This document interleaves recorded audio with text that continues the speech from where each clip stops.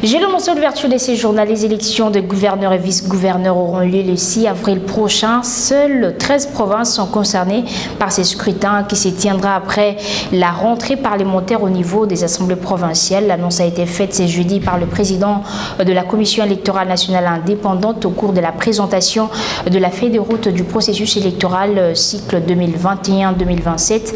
Denis Kadima a dans son discours relevé quelques contraintes susceptibles de retarder les élections de 2023. Sandrine Fondi nous en dit plus.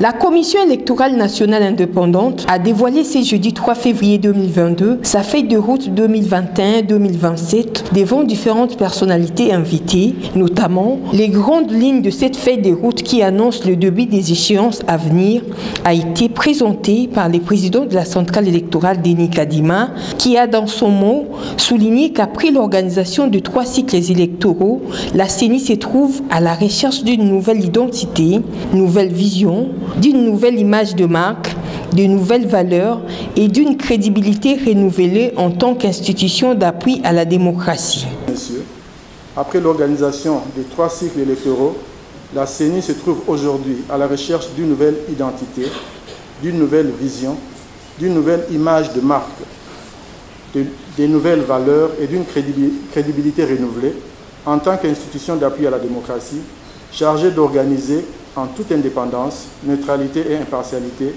des scrutins libres, démocratiques et transparents. C'est dans le sens même de l'atelier de planification stratégique organisé récemment du 18 au 20 janvier dernier.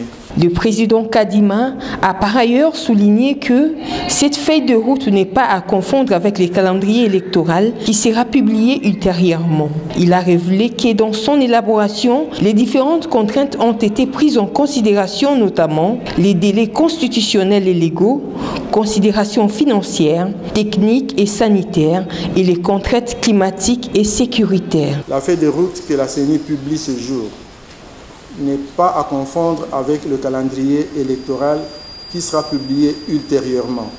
Néanmoins, dans son élaboration, différentes contraintes ont été prises en considération, notamment les délais constitutionnels et légaux, les considérations financières, techniques et sanitaires, les contraintes climatiques et sécuritaires.